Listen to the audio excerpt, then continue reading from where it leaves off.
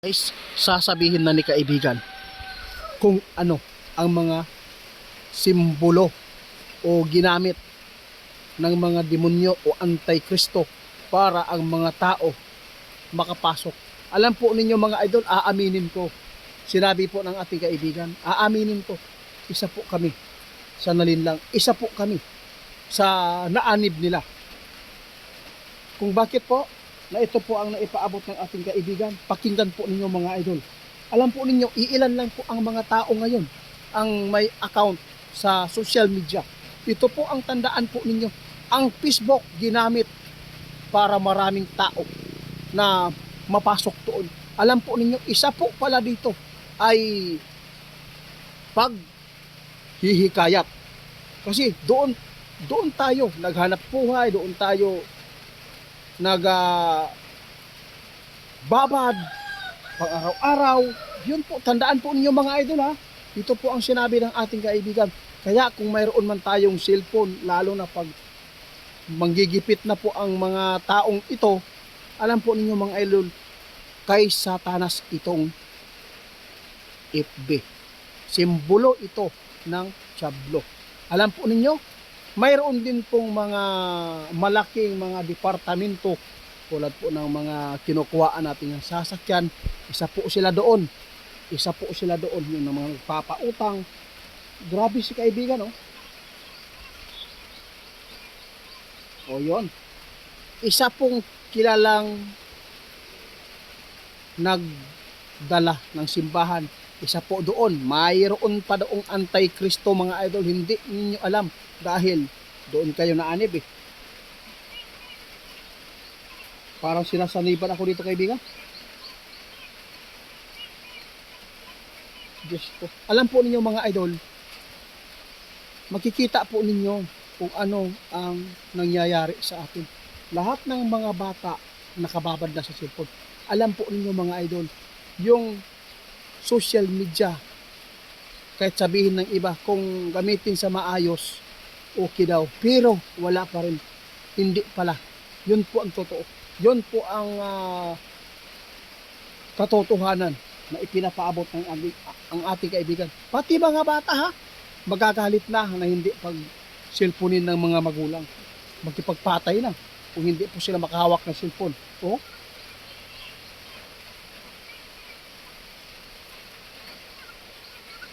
Grabing mga idol. Sinabi ng ating kaibigan, ang social media ginawa nila. Kay Satanas po ito mga idol.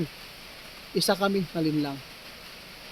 Pero mayroon kami napaabot na maganda sa social media. Pero wala pa rin kwenta, sabi ng ating kaibigan. Dahil po sa Facebook, dahil sa social media, maraming buhay ang sinira. Utak ng mga bata, utak ng mga mahilig sa game, mahilig sa sugal, sa social media. Ito guys, kaya pala, mas pinili ng mga kabataan at ng mga tao ngayon na magbabad sa cellphone. Dahil doon po lahat ang mga kahilayan. Diya tanan makita. Kung ano po ang i-search po ninyong kabastusan, doon po nyo makikita. Kaya sa lahat po ng makapanood po ng ating video ngayon, may babala sa kaibigan. Kung sakali man magkaroon ng gipit, kung sa lahat po ng nagkaroon ng account, kapag hinahanapan na tayo kung ano po ang mayroon dito sa atin, ito ang gagawin po ninyo. Sabi ng ating kaibigan, kailangan mayroon tayong panglaban, pangontra.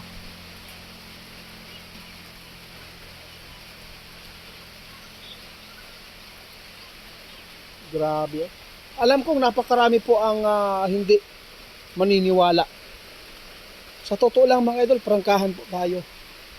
Yung sinasabi ng ating kaibigan, lahat totoo. Sinabi po niya, ang social media pala ay hindi sa Diyos. Nilinlang nila ang tao para hindi makasunod ng maayos.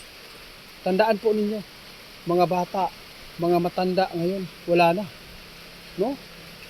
Pagiring-giring na, grabe na magpaigat-igat diya sa social media, bisag matanda na ha. Pero kaya pa rin nila magpapakahiya dahil po nadala sila sa mga pinapanood nila. Imaginin po natin noong wala pang cellphone na touchscreen, ano lang, tawag-tawag lang, okay pa yun. Pero nang dumating po ang mita, yun, bala na kung sa may tabuan ni ako ang gipaabot, basta may paabot na ako ni sa inyo ha, mga idol.